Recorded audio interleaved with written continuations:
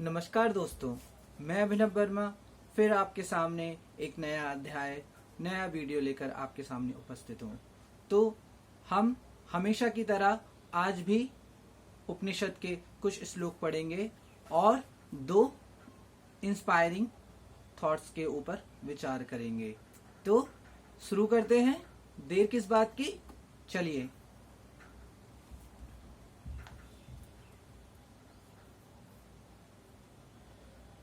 तालमात्रा विनिष्कम्पो धारणायोजनं तथा द्वादश मात्रो योगस्तु कालतो नियम स्मृता।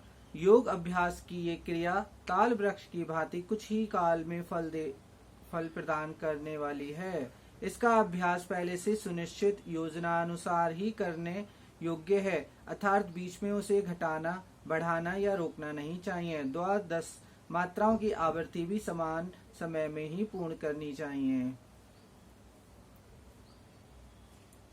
अघोषम व्यजनम स्वरम च अतालुकस्थोष्ठमनाशिकम च यत् अरेफजात्मुभ्यो स्वर्जितम यदक्षरम नाक्षरते कथंचित। इस प्रणव नाम से प्रसिद्ध घोष का उच्चारण बाह्य या प्रत्ययों से नहीं होता है। ये व्यंजन एवं स्वर भी नहीं है। इसका उच्चारण कंठ, तालु, ओष्ठ एवं नासिका आदि सानुनासिक से भी नहीं होता। इसका दोनों ओष्ठों के अंतः में स्थित दंत नामक क्षेत्र से भी उच्चारण नहीं होता। प्रणव वह श्रेष्ठ अक्षर है जो कभी भी च्युत नहीं होता। ओमकार का प्राणायाम के रूप में अभ्यास करना चाहिए अथवा मन गुंजायमान घोष में सदैव लगा रहना चाहिए। ओमकार को उद्गीत कहा गया है। इसे उद प्राणों के माध्यम से ही झंकृत किया जाता है।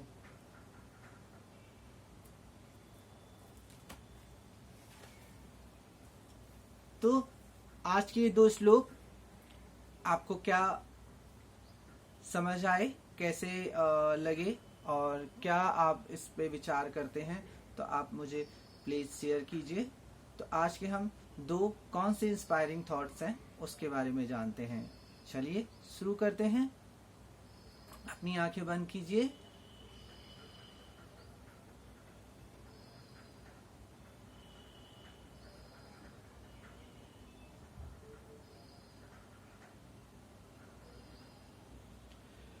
पहला विचार है सब्र, पेशेंस। पेशेंस, सब्र क्या है? कभी कभी हम किसी कार्य को लेके बहुत ज्यादा विचलित हो जाते हैं, जो हमें कार्य बहुत प्रिय होते हैं, या फिर हमारी प्राण ऊर्जा जब नीचे होती है तब हमें किसी भी कार्य का संपन्न होने में घबराहट होती है कि वो पूर्ण रूप से सही विचार सही तरीके से संपन्न होगा कि नहीं होगा। और हमें सब्र की जो हमारी सीमा होती है कभी कभी वो घटने लगती है, क्योंकि कभी कभी हमें कुछ और भी ऐसे कार्य होते हैं जो उसके साथ जुड़े होते हैं, या फिर हमारा उस विचार उस काम के साथ कहीं ना कहीं ऐसा सुख जुड़ा होता है कि जो बाकी और कार्यों में भी हमें सुख प्रदान करे। लेकिन सब्र करने से सही तरीके से आपके सारे काम पूर्ण हो जाते हैं।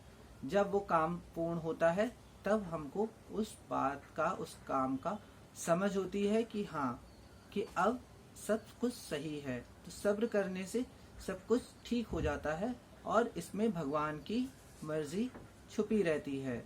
तो सब्र अगर किसी काम में करना पड़े तो आपको सब्र करना चाहिए, और सब्र बहुत बड़ा एक धन है। तो अगले विचार पे चलते हैं।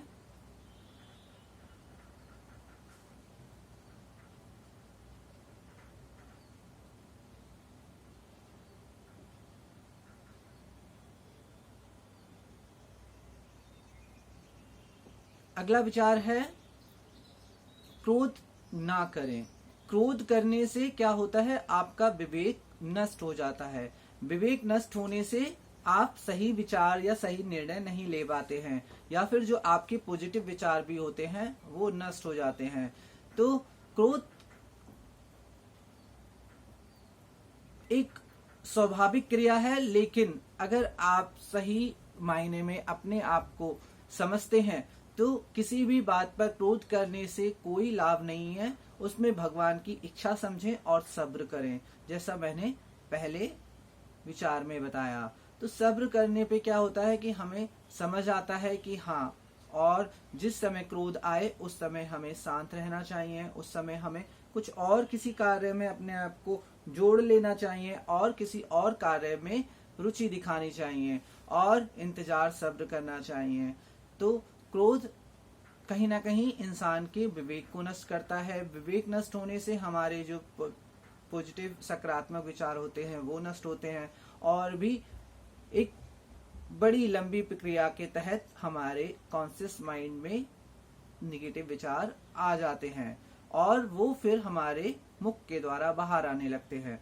तो क्रोध के समय हमें अपने आप को शांत रखना चाहिए और क्रोध नहीं करना चाहिए।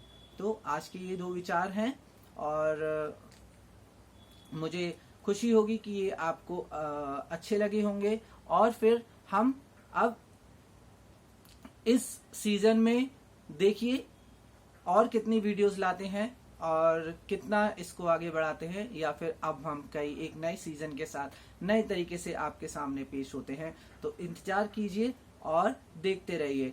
हमारे को लाइक कीजिए, सब्सक्राइब कीजिए, और अगर कोई भी आपके मन में प्रश्न है तो आप प्रश्न करके हमें पूछ सकते हैं। तो आज के लिए इतना ही। धन्यवाद। नमस्कार दोस्तों।